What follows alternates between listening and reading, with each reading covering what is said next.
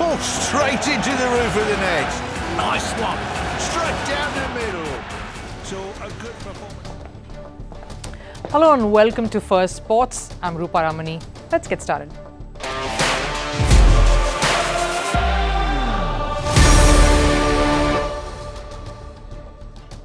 On the show today, the impact player rule in the IPL is coming under a lot of fire. Players are upset. Experts are weighing in. Is the rule skewing the game more than it should? Who benefits by this, and will this push the board to scrap it? Also, what is plaguing the Chelsea club? A disappointing season despite the manager trying to show there is more steam left in this showboat. But how much time does Pochettino have to turn things around? And Novak Djokovic has always been radical in his thinking, in his training and the way he approaches the game. But going with the possibility of being coachless throughout the rest of the year, where he has won no titles just yet. Is that wise, or yet another shock element that he could pull off? But first, Sports 360. We'll start with cricket. Reports say that India's national cricket team may not travel to Pakistan for the ICC Champions Trophy next year. We're hearing that the Champions Trophy may get shifted, in fact, or a hybrid model may be implemented, similar to the 2023 edition of the Asia Cup. Lucknow beat Chennai by 6 wickets at the IPL. Batting first, Chennai posted at 210 runs on board. Chasing 211, Lucknow reached the target with 3 balls to spare. Marcus Stoinis was the star of the show with an unbeaten 124 of 63 balls. Over in football, Italian football club Juventus are through to the Coppa Italia final. Despite Lazio's 2-0 lead in the second leg, Juventus won on aggregate 3-2 to qualify. Juventus will face the winner of the Atalanta and Fiorentina match in the final. British swimming's governing body, Aquatic GB, expressed concerns over China's Tokyo Olympic doping scandal. WADA, the anti-doping agency, took no action after 23 Chinese swimmers were allowed to participate in the Games despite having tested positive for a banned substance. Aquatic GB, along with US anti-doping, has urged for a strict investigation into this. And running off with the NBA, Dallas Mavericks beat LA Clippers in a closely fought contest. Mavericks trumped Clippers 96-93 in the first round playoff series. And in another game, Minnesota Timberwolves beat Phoenix Suns 105-93 to take a 2-0 lead in the first round series.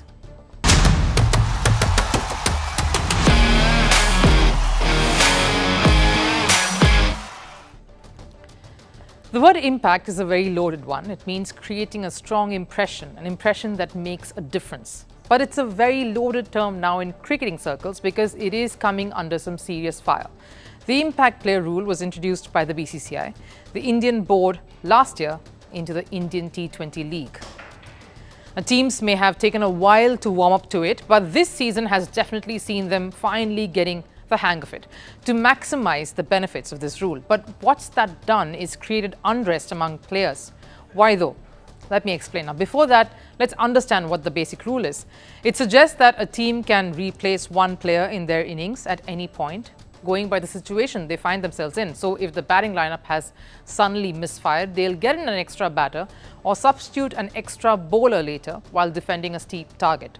The first and most odd thing about this rule is that it means 2 players are essentially not playing an entire match. They are in it just for either bowling 4 overs or batting for a few overs. So the whole idea of 11 versus 11 players playing a match, the idea of a match simulation and going through the motions of a game is taken out completely. That's exactly what star player for the Gujarat franchise, David Miller, expressed recently.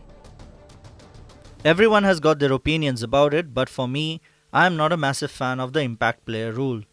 The game of cricket has 11 players and it would be nice to stick to that. It's creating 6 bowlers and 8 batters, taking all-rounders out of contention.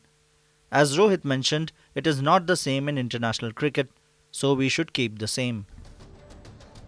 The other more prominent backlash that this rule is facing now is that it is essentially killing an added skill set of a player. Someone like Shivam Dube, who came into the scene as an all-rounder, doesn't bowl at all. He only bats because Chennai gets in an extra proper bowler in place of a pure bat to pad up their bowling. Akshar Patel, an all-rounder in the Delhi franchise, is not being used as a proper all-rounder. His batting has been affected because he has to bat at a different position now. So the skills of an all-rounder has been the most hard hit due to this impact player rule. Rohit Sharma, the Team India captain and who's now playing for the Mumbai franchise, recently highlighted this very concern on a podcast. I'm not a big fan of impact sub-rule. It is going to hold all-rounders back. Eventually, cricket is played by 11 players, not 12 players. You are taking out so much from the game to make it entertaining for people around. If you look just from the cricketing aspect of it, I feel guys like Shivam Dube and Washington Sundar aren't getting to bowl, which for us is not a good thing. But former cricketers like Sourav Ganguly and David Warner have a different take on this. Ganguly's opinion is clear. It's basically gets the think tanks of all the teams to pick their best in the 11, and that also includes the best all-rounders. So if you're not one of the best, then you won't get a look in. I don't think it diminishes the all-rounder. Good all-rounders are still playing, isn't it? Hardik Pandya is still playing. You look at Rashid, he's still playing. He's in the 11 straight away. So the good ones will always play as they contribute either with the bat or with the ball. But the larger issue is not just whether you make it to the playing level 11 of an IPL side as a proper all-rounder. Are your skills being showcased, which could make a case for the national team? That's a cause for concern for many young all-rounders there, because let's face it, the IPL and how well you do here as a young cricketer is the benchmark now to be selected into the national side to make that transition. And yes, there is a World Cup around the corner, and this is pretty much the audition. The other skill set that's again feeling the pinch is that of the bowlers. The impact player rule has emboldened the batters so much now that they play more fearlessly. They swing hard at any delivery. That's the requirement now, and the flat pitches here again are just adding on to it. And of course, there's little wiggle room for a bowler then. Mohammad Siraj may have smiled and suggested the board do away with the impact player rule, but it's definitely hurt him this season. So who's benefiting by this? That's the question. Why? I mean, coaches of course are benefiting. They have been given more margins to tinker the game with, more options. There's more flexibility in planning and strategizing, and you're able to use the bench strength more smartly. This impact player is taking the all-rounders out of the game a little bit. You know you can play your specialist batsman down till number 8 pretty much. But look, I think for a coach and for the players, it's probably not ideal. But I think you know a lot of what this game tries to do is to entertain people. But guess who this is benefiting the most?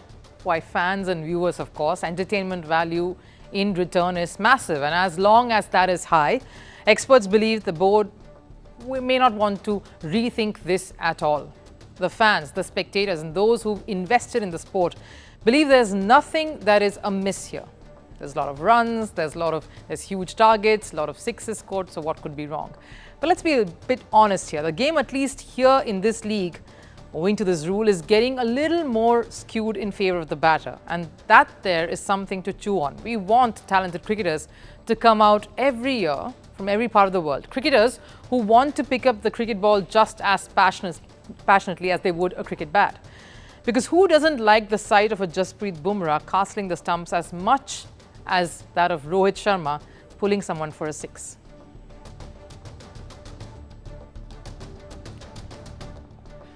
Now, this is arguably a make or break week in the race for the Premier League title, the three-way title hunt between Arsenal, Liverpool and Manchester City.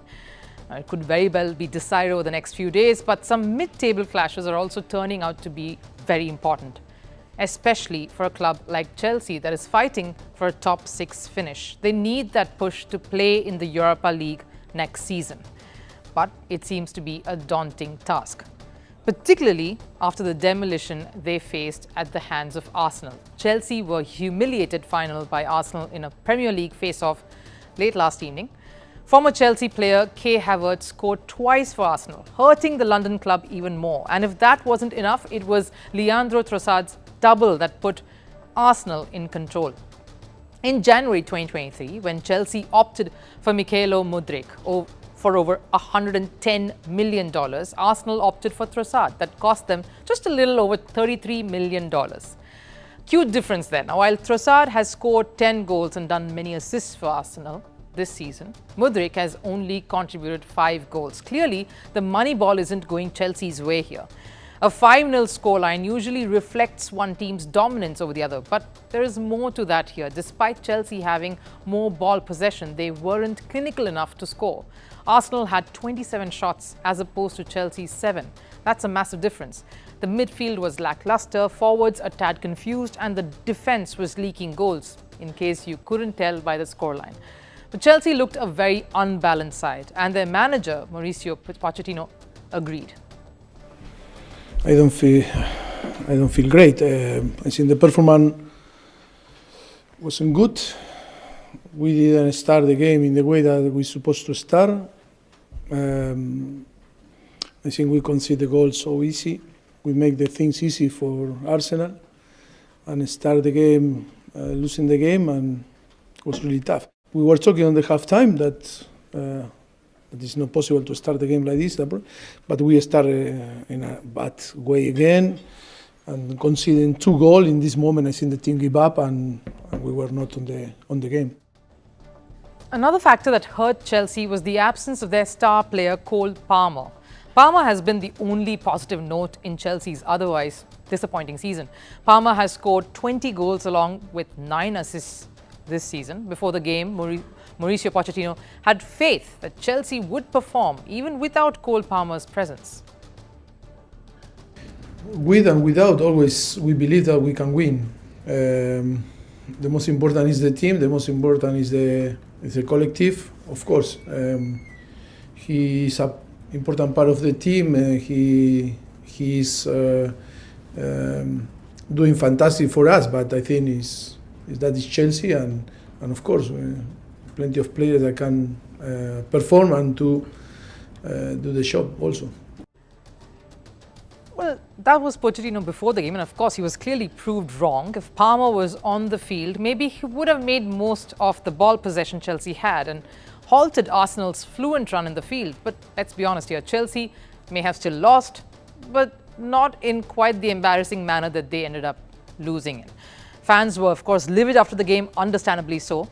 Several calling for Pochettino's sacking, but nothing quite summed up how angry and dejected fans were than this visual. A young fan was spotted holding a sign that said he didn't want Chelsea players' shirts, but he wanted them to fight for the Chelsea kit themselves, earn that jersey. And that outburst didn't just happen after this game. It's something that's been building up for a while, really, and it's a long time coming, because about 4 days ago, Chelsea were knocked out of the FA Cup after losing to Manchester City 1-0 in the semi-final. And they even lost the Carabao Cup a while earlier to Liverpool, where they were beaten by Liverpool's academy players in that final. The biggest question is, where are the wins, despite the billions being spent on buying in the best? After spending $1 billion on their squad, Chelsea still had a disappointing season. They aren't competing for any trophies. Their best bet now is to hope for a finish in the top 6, but with them sitting on 9th currently, 3 points behind 6th place Newcastle, and the Arsenal loss coming in now, it seems to have dented their chances further. With just 6 games left in the season for Chelsea, their hope of finishing in the top 4 is mathematically over. They are 19 points behind 4th placed Aston Villa. They are mathematically still in contention to finish in the top 6, but given their recent run, that's a big ask. Caught in the middle of this storm, of course, now, and hoping to weather it somehow is the manager, Pochettino. The Arsenal loss has put him under the scanner once again. Now, how long before the Argentine is let go is the main question, because Chelsea is one club that in their recent history has sacked managers without giving them that long rope. Ever since 2018, Chelsea has had 6 different managers. Maurizio Sarri was given only 337 days. Sarri managed Chelsea for only 1 season. He won the Europa League title with Chelsea. Frank Lampard was given 571 in his first spell, and he came back to just spend 85 days in his second. Frank Lampard's spell as a Chelsea manager was forgetful. He failed to win a trophy. And Graham Potter only lasted 206 days before he was sacked. Potter too departed without a trophy. And Chelsea didn't flourish under any of these managers, but barring one. And of course, you know it, there is an anomaly to this too, and it is, of course, had to be the special one. Chelsea tasted more success under Jose Mourinho. Mourinho was given 1,204 days in his first spell and 907 days under his second. And then Mourinho's Chelsea, of course, won 3 Premier League titles, 3 League Cups, 1 Community Shield and 1 FA Cup too. And his methods were completely different from what we are seeing now. He was a hard taskmaster. He demanded more from his players. He brought in players according to the team's requirements, not according to the player's stature or the price tag they came with. Sure, he had quality players like Petr Cech, Didier Drogba, Arjen Robben, but they fit into the squad and they made a solid team. They complemented each other's playing styles. And Chelsea management put faith in Mourinho's measures, in his process. They gave him the time to do his work, unlike the recent setup now, over the last few years, where the sacking has become a bit of a common reaction. And given their recent history, Pochettino seems to be on the brink of facing the axe. Pochettino has been at the helm now for 298 days, so he's coming close. Not long enough in football terms, but enough in the Chelsea world. What's the road ahead then for a struggling Chelsea? I wonder too. Now, in the world of tennis, one name stands above the rest, that's Novak Djokovic, but there's always a hint of mystery surrounding him. From his playing style to his hunger to stay on top, Djokovic and his measures have often been different from the rest. Maybe that's what sets him apart in some ways. He's out of the box thinking. The Serb came out saying he wants to navigate the last phase of his career without a coach. Recently, Djokovic parted ways with his longtime coach Goran Ivanisevic and is currently in a trial period with compatriot Nenad Zemanic. Djokovic hasn't made any decisions just yet. He may or may not continue with Zemanic, but in times when Djokovic is not at his best, numbers clearly say so, will his decision to go without a coach backfire, or will it surprise us all? Djokovic and sending shockwaves seems to be a regular occurrence, both on and off the tennis courts. If he isn't numbing his opponents with his incredible skills, he's busy trying to come up with radical things to do and make out-of-the-box decisions, like this one. I am considering whether I should or shouldn't have the coach. It's not like I think I don't need a coach at all. I think there's always value in having that quality team. But I think I'm in the stage of my career where I can afford to maybe think having no coach is also an option. Last month, Djokovic parted ways with his longtime coach Goran Ivanisevic. Despite enjoying tremendous success under Ivanisevic, Djokovic decided to do away with the Grand Slam champion. Under Ivanisevic, Novak Djokovic had won 12 Grand Slam titles, and so when the world number one announced his decision, everyone was a bit surprised. Ever since then, there have been speculations of who will replace Ivanisevic. During the Monte Carlo Masters, Djokovic was joined by compatriot Nenad Zemanic in his coaching staff. Zemanic is a former doubles world number one, who's also won 8 Grand Slam titles in his career. A perfect candidate to coach Djokovic then.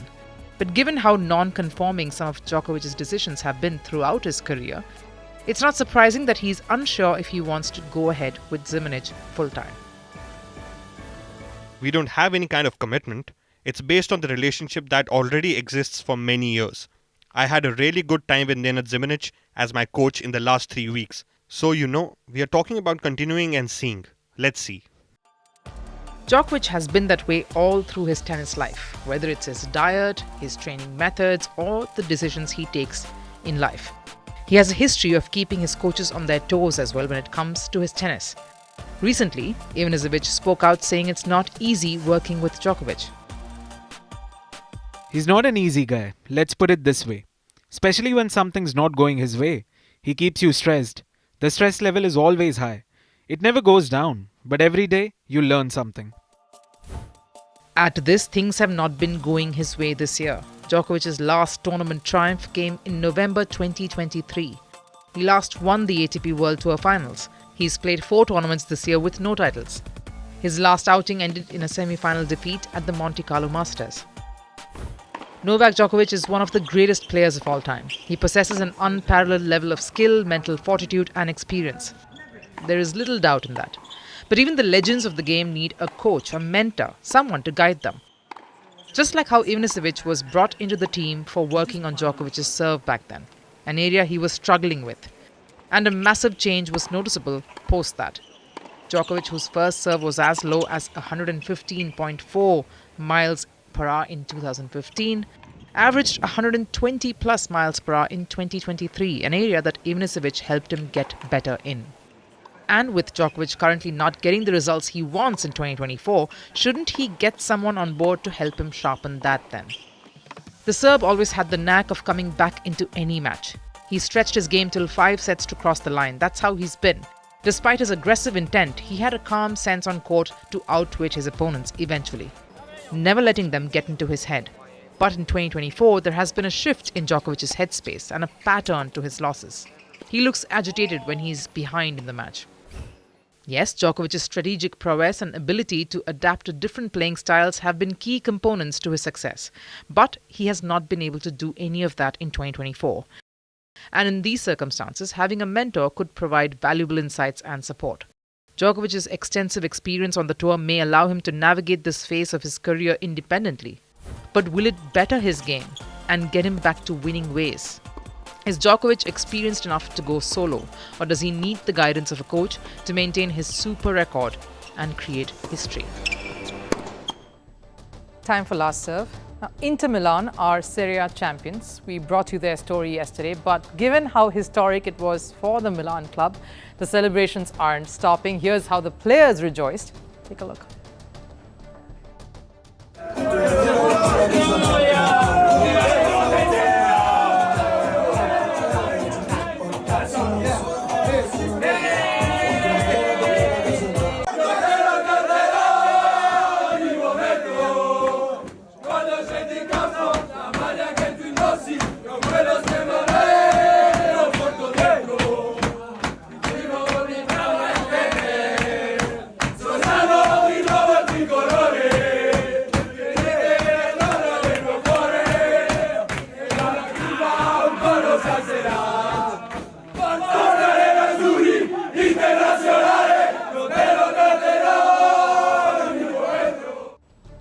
Another riveting aspect of that sets this sport apart from any other. But that does it here on Firstpost. Thanks for joining in. I'll see you again tomorrow. Till then,